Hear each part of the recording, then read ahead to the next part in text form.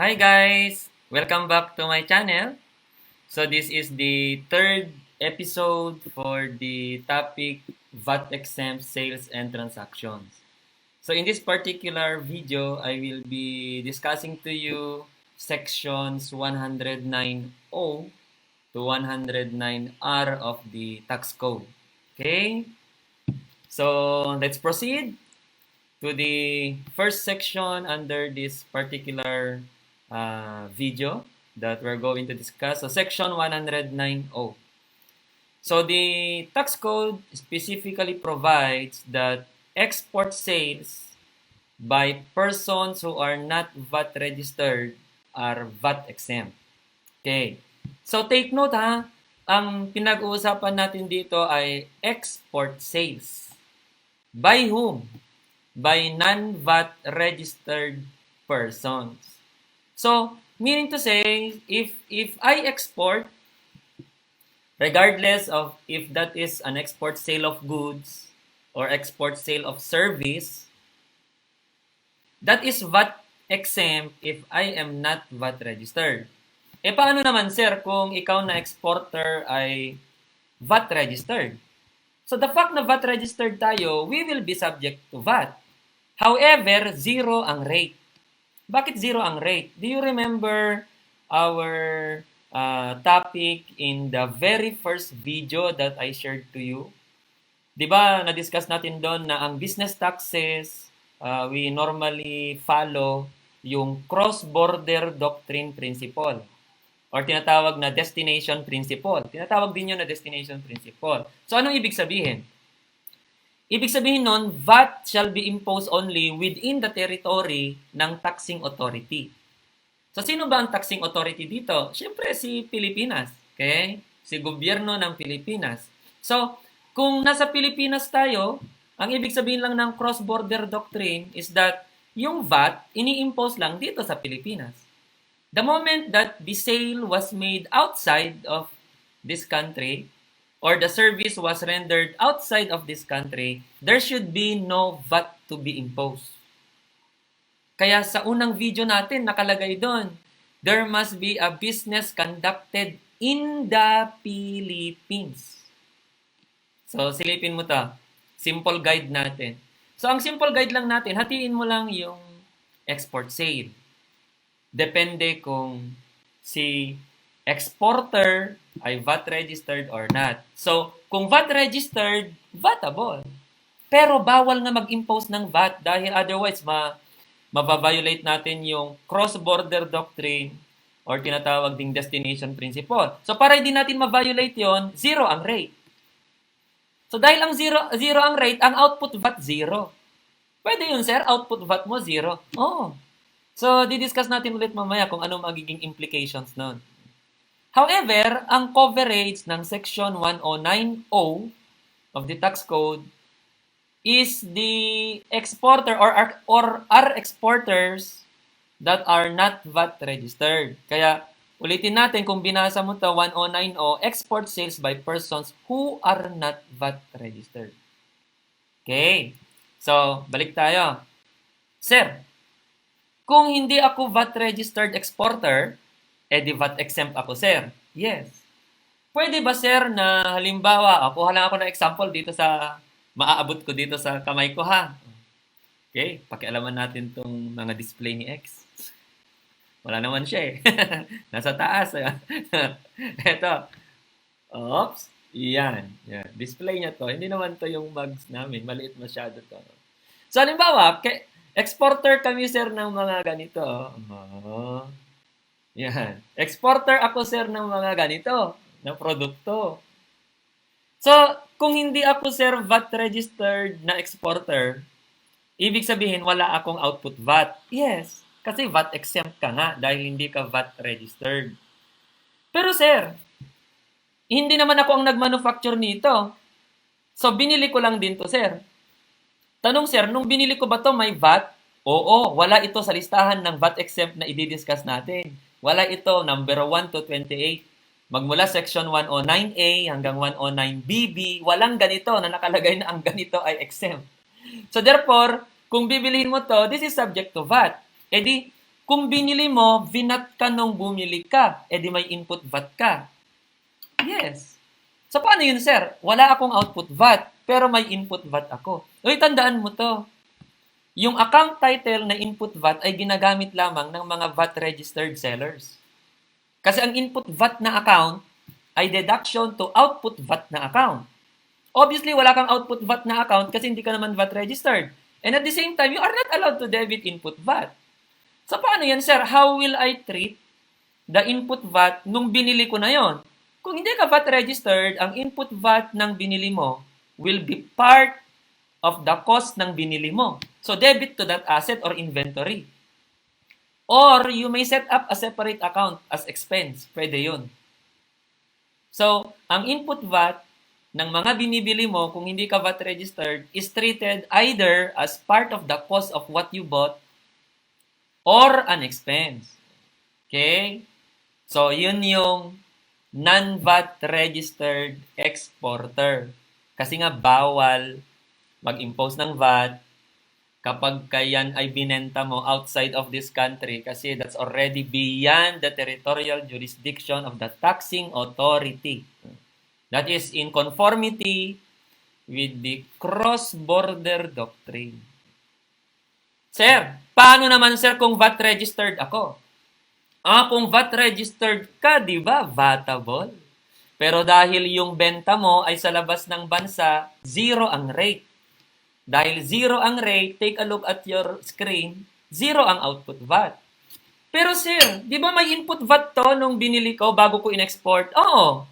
Pero since ikaw ay VAT registered in this scenario na ngayon, allowed ka nang mag-debit ng input VAT. So may debit ka na ng input VAT. Eh di ba sabi natin, ang input VAT, pag VAT registered ka, is a deduction to the output VAT. So tingnan mo yung screen mo. Halimbawa, lagyan mo ng input VAT yan na 1,000. O edi negative ang VAT payable mo, 1,000. Yes. So what will you do with the negative VAT payable? Okay, associated or related sa iyong pag-e-export. In that case, you have 3 options. Yan. Number 1, you can refund it. So, eto lang yung klase ng VAT, input VAT, na pwede mong i-refund coming from zero-rated sale. Okay? Hindi mo pwedeng i-refund ang input VAT nang hindi galing sa zero-rated. So, i-discuss natin yan sa mga succeeding videos natin para may mga aabangan kayong mga videos. Okay? So, ulitin ko, dahil zero ang output VAT, allowed tayong mag-debit ng input VAT. So, magkakaroon tayo tuloy ng negative VAT payable. At kung yung negative VAT payable na yan ay dahil sa export sale transactions mo, you can actually refund that input VAT. Or, kung may mga ibang benta ka pa dito sa Pinas, halimbawa, balikan natin to. Hindi ko lang to ini-export, sir. May mga pang-export ako, may mga pang-benta ako dito sa Pilipinas. Kasi nagagandahan naman mga kababayan natin. So, binebenta ko yan dito sa Pinas, binebenta ko pa abroad. O pag ganon, di ibig sabihin may output VAT ka. Kasi pag eto binenta mo sa Pilipinas, sana wag kong mahulog, no, patay ako. Kinabahan tuloy ako. Mas mahal to ng ex ko kaysa sa akin. Halika ko. Magkano mabili niya nito? 50 million yata eh. Joke lang. So, halimbawa, binenta ko to dito sa Pinas. Hindi na to export. May output VAT na ako nun. Tapos may input VAT din ako, natural, di ba?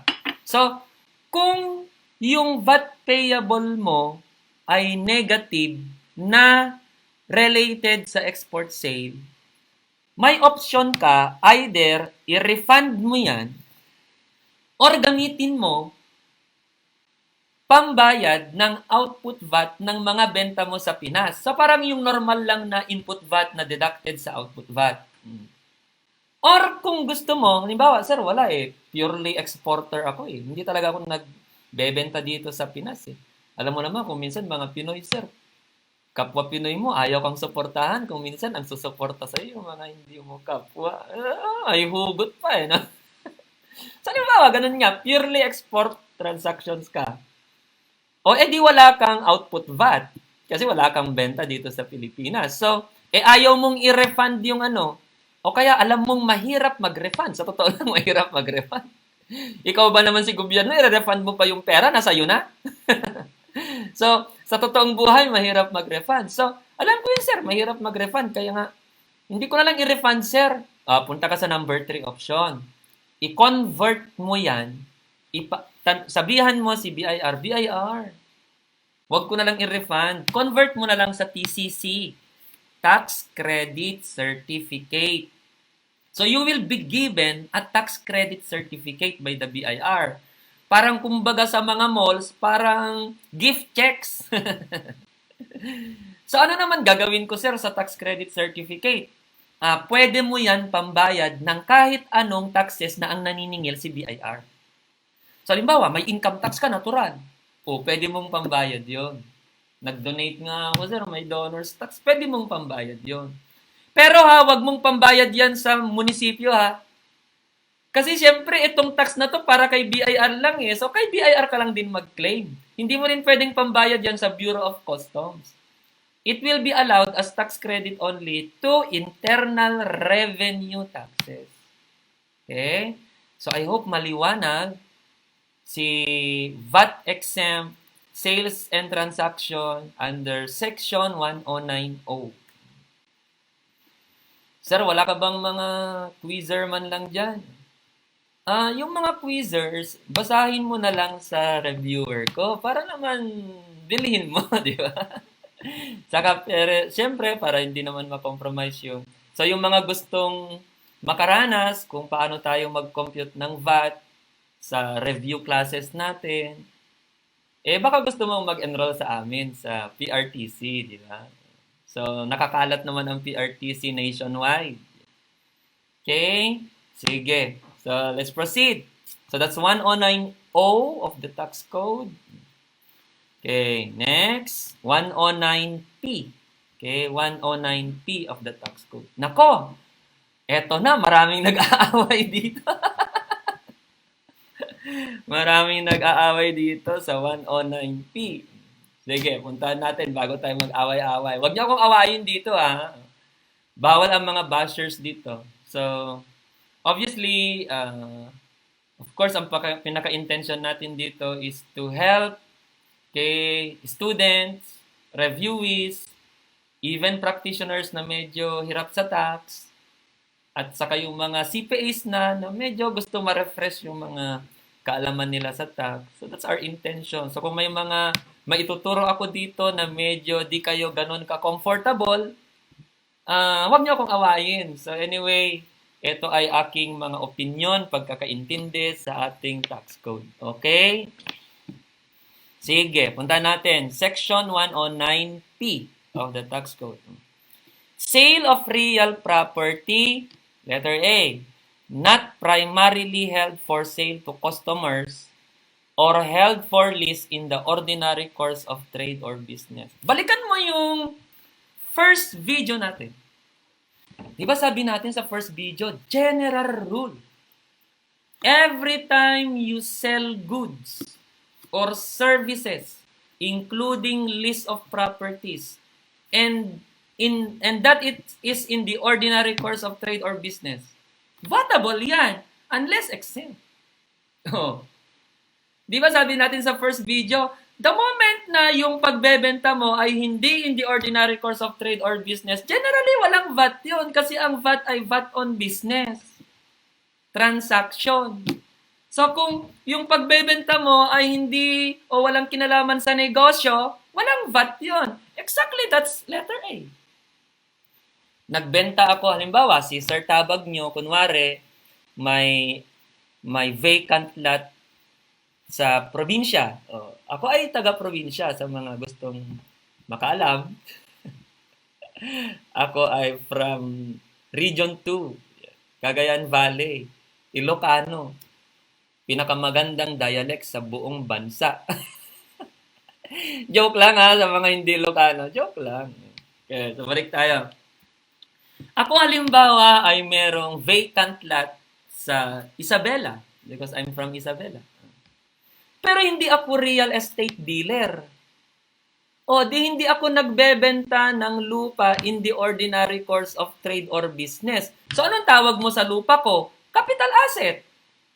Di ba? Ang capital asset ay asset not used in business nor for sale in the ordinary course. So capital asset ko yon. Capital asset, real property, located in the Philippines. Ano tax nun? Capital gains tax, di ba? Walang VAT yun kasi the sale was not made in the ordinary course of trade or business. Ang VAT, ang tax lang nun, capital gains tax. So, that's letter A, 109PA. By the way, ako lang naglagay ng A, ha? A, B, C, D, para makita mo lang. 109P. Unang item sa 109P. So kung kalimutan yun, basic rule natin yan eh. As long as the sale was not made in the ordinary course of trade or business, it's not subject to VAT.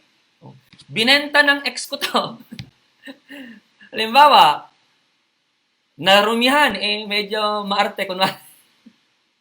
Ayaw na niya, binenta niya. Hindi naman siya dealer ng mga ganito. So, yung sale was not made in the ordinary course of trade or business. Walang VAT yun.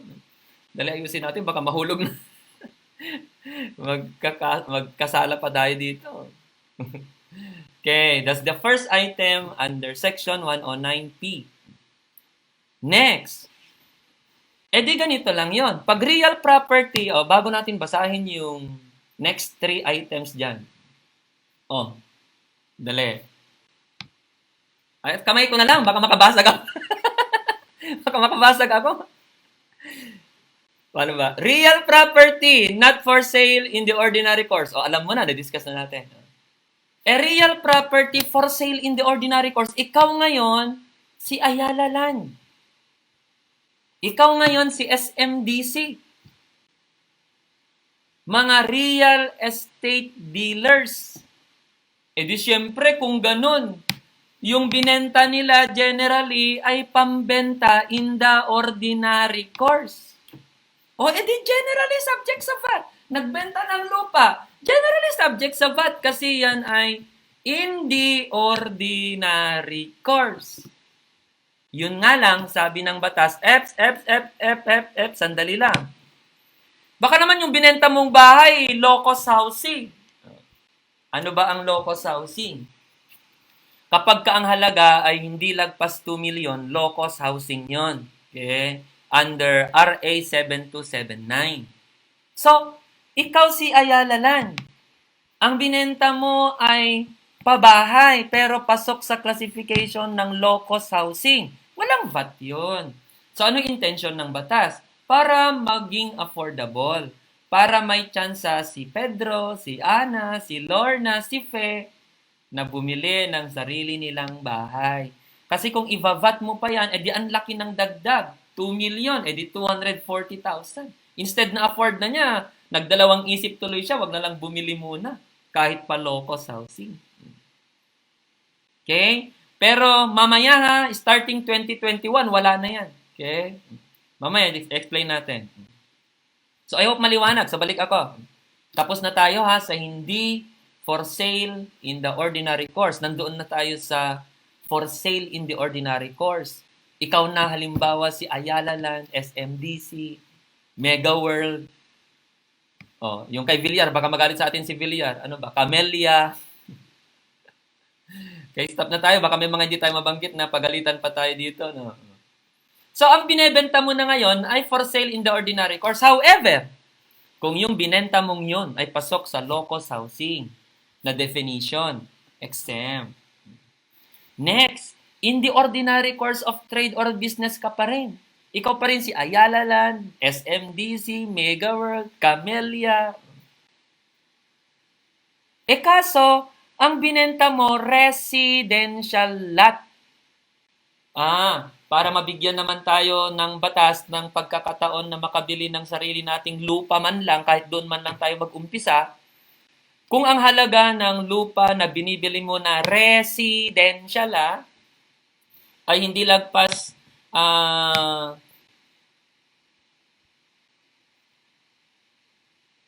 ay hindi lagpas 1,919,500 bago mag-train law. Yan, dito tayo nag-aaway. Dito maraming nag-aaway. Ganito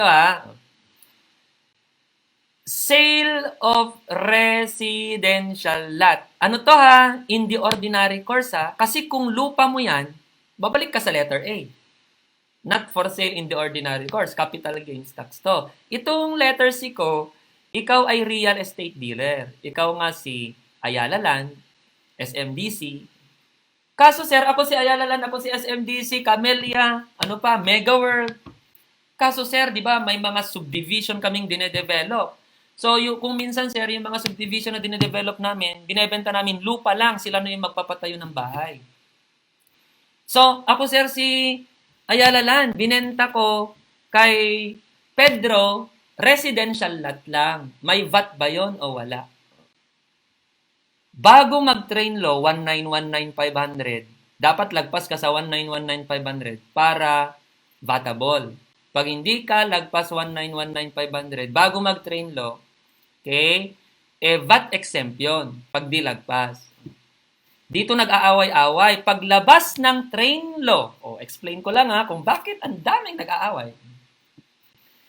Paglabas ng train law, class, you read 10963. Ang halagang nandun, 1.5 million. Ulitin ko sa train law. Ang halaga na nandoon, 1.5 million. January 1, 2018. Beginning January 1, 2018. Yun ang nasa batas. Okay. Naglabas ng revenue regulation itong si BIR. Daming nag-away sa paglabas ng revenue regulation. Sabi ni BIR, 1.5, ginamit naman niya yung 1.5 pero biglang nag-refer siya doon sa price index noong 2011. Na ang price index during that time, 1,919,500. So sabi ng mga iba, edi dapat pala gamitin pa rin yung 1,919,500, hindi yung 1.5. Sabi ng iba, oo nga. Matanong ko kayo, in case of conflict between the law and the revenue regulation, which should prevail? Di ba batas? Ano mas mataas? Si tax code o si revenue regulation? Natural si tax code. Si train law, mas mataas si train law kaysa kay revenue regulation. Ano susundin mo? Yung revenue regulation kahit mali siya. Sir, siya ang nagpapatupad Oo nga, pero mali siya, di ba? Mali siya, di ba? Yun lang naman kami dito Yun lang naman ang namin dito. Siya nga ang nagpapatupad, pero mali. Ang ginawa niya, para na siyang gumawa ng sarili niyang batas. Hindi legislative body ang BIR. Wala siyang right to legislate. The moment na ang sinabi ni revenue regulation ay hindi in accordance with the law should prevail. Nagets niyo? Wala, sir, kasi yan ang gamit ng mga practitioners. Yung luma pa rin, sir, yun ang gamit ng mga practitioners. Natural walang magre-reklamo dyan dahil kung ako kliyente mo, mas gusto ko yung 1,919,500 para wala akong VAT. Di ba? So, sino magre-reklamo niyan? Pero ibig bang sabihin, kung walang nagre-reklamo, tama na yung BIR? Matanong ko kayo. Oy, class by the way, liwanagin ko lang ito Hindi ko ginigiit itong opinion kong ito Ito ay opinion ko. Oy, pasintabi Kasi di ba ang liwanag naman sa train law 1.5. Ewan ko tong RR na to biglang nagganon. Sir, ang ibig sabihin talaga ng RR 1919500. O sige, sabihin mo lang yun ang ibig sabihin nila sa RR. Pero sino nga dapat ang sundin? Revenue regulation o tax code? Sige. Sino susundin? Revenue regulation, tax code. Di ba tax code ang mas mataas? Oh. Yun lang naman. Hindi kami nakikipag-away dito. Meron kasi tayong mga... Sana pakiusap ko din sa mga professors, or kung may mga kapwa-authors tayo na ang gamit ay iba, irespeto na lang natin kung ano ang gamit ng bawat. Halimbawa, gamit ko 1.5, respeto mo na lang yun. Gamit mo 1919500, I will respect that. Oh, settled na tayo dyan ha. Basta ako, ang aking opinion, it's supposed to be 1.5. Pero kung sa opinion mo, lalo kung practitioner ka na nanonood nitong video na to, naniniwala ka pa rin 1919500, I respect that. Pero wag kayong mag-alala, itong pinag-aawayan natin, kaya wag na tayong mag-away-away. Kasi next year, maliwanag na ang threshold. I will explain to you mamaya. Kaya yung away natin hanggang 2020 lang. Pero wag tayong mag-away, ano lang. Well, kung ito ang point of view mo, then explain ko lang din naman yung aking point of view. Okay? Hello, sir! CPA-reviewee ako, sir. Paano yun sa board exam, sir? My God, ayan talaga ang mahirap. Kaya sa totoo lang, itong si Board of Accountancy, dapat magbigay siya ng ng rule niya eh. Or, dapat pag magtanong, wag nang magtanong ng before 2021. Kasi mamaya, sa ipapakita ko next slide, pag 2021 na, wala nang pwedeng mag-away-away. Talagang settled na sa 2021. Okay? So sir, ano advice mo kung ikaw ay kung sa aking CPA reviewee na mag-e-exam? Hindi ko nga alam sir kung postponed o cancel. Ang hirap ng kinaharap natin ngayon, no? May COVID-19 na. Postpone, di pa i-cancel, no? Well, ganyan talaga. Kunin na lang natin yung mga positive na maidudulot nitong COVID-19. Wala namang mangyayari sa atin kung malulungkot lang ng malulungkot. Kaya okay din itong COVID-19 na to kahit papano. E di, instead na mag-TikTok tayo, eto, nagvi-video tayo. Okay. So I hope maliwanag ha. That's residential lot. Na ang nagbenta ay real estate dealer ha. Punta naman natin sa residential house and lot. House and lot. And other residential dwellings. When you say other residential dwellings, like condo. Hindi naman house and lot ang condo. Oh, may house and lot ako sa unit 3 to. Wala namang ganon, di ba? So, that will fall under residential dwellings. Bago mag-train law. VAT exempt yan kung hindi lagpas 3199200. So, ang liwanag sa train law na 2.5. Tapos itong si revenue regulation, bumalik siya sa 3199200. Ganun ulit ang aking justification. May karapatan ba? Pasintabi, hindi ko sinusunod ang 3199200. Kasi nga, mas sinusunod ko yung batas dahil higher siya sa hierarchy. Anyway, pasensya na.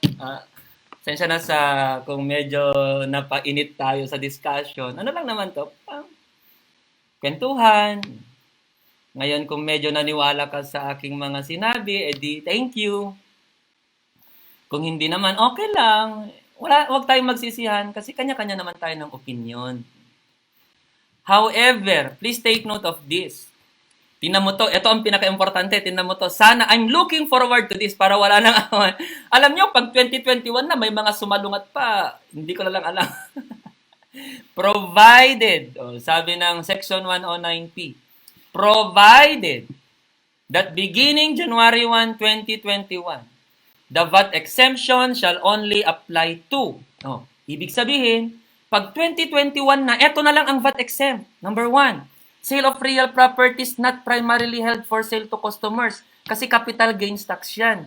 Number 2, socialized housing. By the way, sir, hindi mo na-explain yung socialized housing Sige, balikan ko muna yung socialized housing. Di ba yung low-cost housing, hindi lagpas 2M? Tapos yung socialized housing, yan naman yung example ng socialized housing para makarelate kayo. Kaninang balita. Baka late kayo manood nito. Ang date ngayon ay, ano bang date ngayon? Ang date ngayon ay April 15. Yan. Kanina sa news, may nasunugan. May nasunugan sa Manila area. May mga nasunugan. So, halimbawa, i-relocate niyo sila. I-relocate sila ni Yorme. Normally, nire-relocate yan sa mga tinatawag na socialized housing. Pag sinabi mong socialized housing, normally ang halaga niyan hindi lagpas sa 450,000 pesos. Okay? So, yun yung socialized housing. So, pag socialized housing yan, yan yung VAT exempt. Follow? VAT exempt. Okay. So, puntahan natin yung locus housing, di ba hanggang 2 million? 2 million yan, oh. O di pareho na, parang redundant na pag ganun. So, ulitin ko ha. Pagdating ng January 1, 2021, tatlo na lang yan. Yung mga hindi for sale in the ordinary course, kasi capital gains tax yun. Locus housing, mababa lang ang halaga nun, 450,000. Unless mabago yung threshold. At mga house and lot and other residential dwellings. The amount is not more than 2 million. Okay, I hope maliwanag. So, wag na kayong mag-away-away kung 1.5, 1919500. Magrespetuhan na lang, ha? 3199200 o 2.5. Magrespetuhan na lang. Tapos manalangin na lang tayo na 2021 na para tapos na ang COVID-19. Tapos na rin ang away natin dito sa threshold na to. Okay?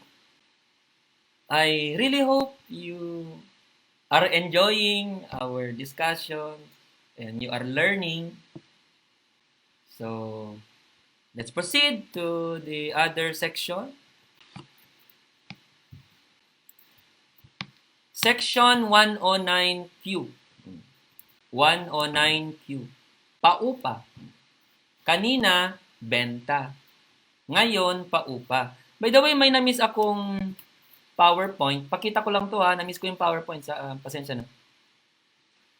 Balikan mo ikaw si real estate dealer. Ikaw si Ayala Land ulit. Ikaw si SMDC. Ikaw si Mega World. Ikaw si Camellia. Uy the moment nang binenta mo, commercial units, lupa na pang commercial, vatable yun. Ang may mga medyo exemption lang, yung pang residential. Okay? Okay. Next. 109Q. 109Q is paupa. Ganito ulit, para madali lang. Ganito ulit. Yan. Ito yung parang summary. Pag commercial yung pinaupa mo, subject sa VAT palagi. Pag commercial. Ang exempt lang ito. List of residential unit.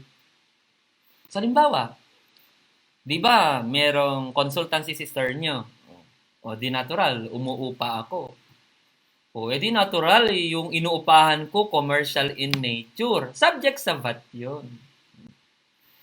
Sir, sina mami and daddy, nagpatayo ng mga simpleng mga bahay, ginawang apartments. Eto yon.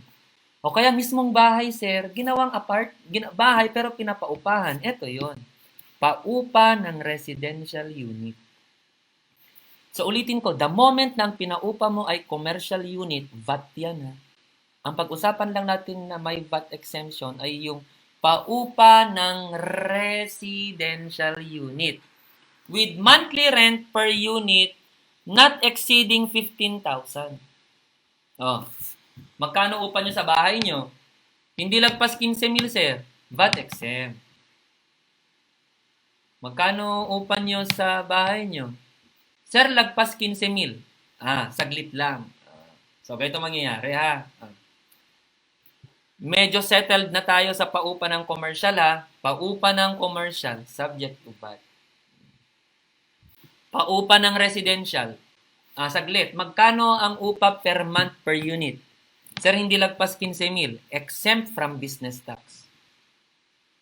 Exempt from business tax. Walang business tax yan.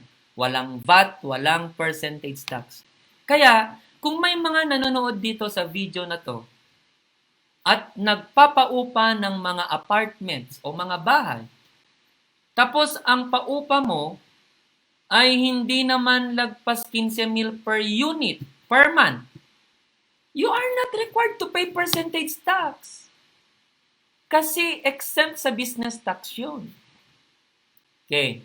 Ay sir, ang paupa namin, ano sir, medyo maganda yung mga units namin eh. Lagpas 15,000 per month per unit. Lagpas 15,000 per month per unit. Magkano naman ang total gross receipts mo sa isang taon? Sir, hindi lagpas 3 million. Pag hindi lagpas 3 million, subject ka sa percentage tax, section 116. 3% percentage tax. Ay sir, lagpas 15,000 per unit per month ang paupa. And at the same time, ang dami kasing units nun sir. So ang total sa isang taon, lagpas 3 million. Doon ka lang subject sa VAT. So ulit, summarize natin. Ano pinaupa mo? Commercial sir, subject to VAT. Ano pinaupa mo? Residential sir. Magkano paupa per month per unit? Hindi lagpas 15,000 sir, walang business tax, walang VAT, walang percentage. Ano pinaupa mo? Residential sir. Magkano per month per unit? Hindi lagpas 15,000 sir. Lagpas 15,000. Magkano ang total na paupa mo, gross receipts mo sa isang taon? Hindi naman lagpas sir 3 million. Hindi ka VAT. Section 116 ka pa rin. 3% percentage tax. Magkano paupa mo per unit per month? Lagpas 15,000 sir. Magkano ang gross receipts mo sa isang taon? Lagpas 3 million, sir. Doon lang subject to VAT. Maliwanag So, para subject sa VAT, ma-meet yung dalawa. Lagpas 15,000 per month per unit plus lagpas 3 million. Pero wag mong gamitin yung threshold na 15,000 per month per unit kapag ka ang pinag-uusapan, commercial units, Okay, I hope maliwanag. Puntahan natin yung next section ng tax code, 109R. Kaninong libro yan? Suportahan nyo naman yung mga libro natin. Maglalabas tayo ng 2020 editions sa lahat ng libro natin sa tax. Okay? Sa mga nagtatanong, sir, kasama naman dyan ang train 2. Wala pang train 2, chismis pa yun, kaya hindi pa natin pwedeng isama dyan. Si Tira, sir. Si Tira, yun yung train 2 dati. Corporate Income Tax, Corporate Income Tax and Investment Rationalization Act yata yun. So, hindi pa natin maisingit sa 2020 edition kasi yung mga yon hindi pa ganap na batas. So, ano ang difference naman? Samantalahin ko na, nandyan tayo na topic eh. Ano difference, sir, ng 2020 sa 2019? Siyempre, 2019 yan. O di maraming lumabas na mga revenue issuances ang BIR. So, na-incorporate na sa 2020 edition. Okay? Pero, wag nyo hanapin yung Heal as One Act sa reviewer, Excuse me. Kasi, pasensya na, yung reviewer, ongoing na ang printing eh. Mga 1 week after ECQ, lalabas na yon. So, hindi na naisingit dyan yung Heal as One Act. Okay? Sa income tax, hindi na rin yata nakahabol. Kasi ongoing ang printing ng mga yan. Pero don't worry, I'll discuss siguro yung Heal as One Act sa separate video kasi there are friends of mine who are in the industry na nagtatanong about that. Okay? Pero sa separate video na lang yon. So, punta na natin itong si 109R. At saka, by the way pala, lahat ng 2020 edition natin, meron ng mga tax returns. May mga kasama ng tax returns. So, individuals, may tax return, corporation, partnership. Sa reviewer, sa textbook, meron ng mga tax returns. So, isa yon sa mga major changes ng mga libro natin. Okay. I really hope supportahan nyo, At kung may mga kaibigan kayo na medyo kailangan matuto ng konting tax o ma-refresh at naniniwala naman kayo na nakakatulong tayo, edi yayain nyo silang mag-subscribe sa ating channel. Okay? So, by the way, balik tayo, 109R. At kung gusto mo akong makita sa review schools, edi silipin mo kami sa PRTC. Okay? Yan. 109R. Apat ang topic dito. Sale, importation, printing, publication. Yung apat na yon ang pinag-uusapan. Pagbebenta, pag-i-import, pag-preprint, pag-publish. Nang alin, sir? Ng libro. So, pag nagbenta ka ng libro, walang VAT dapat. Kasi exempt under 109R of the tax code. Nag-import ako, sir, ng books, walang VAT. Printer ako, sir. Ang print ko, books, walang VAT dapat. Publisher ako, sir, ng libro, walang VAT. Kasi apat yan eh. Pagbebenta, pag-i-import, pag-print, pag-publish. Ng mga libro. Stop ka muna doon. And then may nakalagay, and any newspaper. So, ihiwalay mo muna si libro, ha? Hiwalay mo si libro. Kung minsan kasi yung paggawa ng batas, medyo magulo yung mga wordings nila, no? Kaya lagi kong sinasabi actually sa mga review classes ko, even in my undergrad, lagi kong sinasabi, alam nyo kung minsan, kaya nagiging mahirap ang tax dahil sa mga binoboto nyo. Kasi kung gumawa sila ng batas, kung minsan parang bara-bara kung minsan. Halimbawa dito, stop ka muna sa books. And then diretso ka, N. Any newspaper, ang magkakasama dito, eto. Ihiwalay mo yung books kasi ang magkakasama, newspaper, magazine, review, or bulletin. Books, N. Books, N. Any newspaper, magazine, review, bulletin, which appears at regular interval, you cannot apply that sa books. Dapat ba nagpreprint ako ng libro kada linggo? Araw-araw? Kada buwan? Kaya yung which appears at regular intervals will not apply sa books. That will apply to newspapers, magazines, review, bulletin. With fixed prices for subscription. Hindi naman for subscription ang libro. Pero pwede bang for subscription ang newspaper? Yes. Magazine? Yes. Review? Yes. Or bulletin?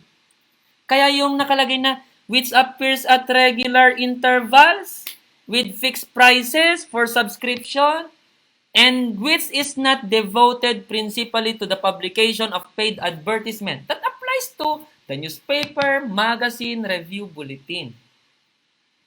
So therefore, simplify natin yung 109R. Ganito yan. Books, exempt agad. Mapa sale, importation, printing, publication, exempt agad.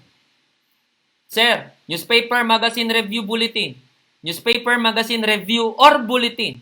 Saglit lang. Bago exempt yan, ganito muna. Dapat it appears at regular intervals with fixed prices for subscription. And it must not be principally devoted principally for paid advertisement. So pag na-meet yung mga yon, saka lang exempt ang mga newspapers, magazine, review, or bulletin. Maliwanag ba? Ganun yon, ha? Baka mamaya hanapin mo yung libro na every week lumalabas. Question. Sir, nagpunta ako sa mall. O kaya kahit sa 7-Eleven, meron, di ba? 7-Eleven, namimihasa ng 7-Eleven na. Mercury Drug. Family Mart. Bumili ako, sir, ng magazine. Anong pangalan ng magazine?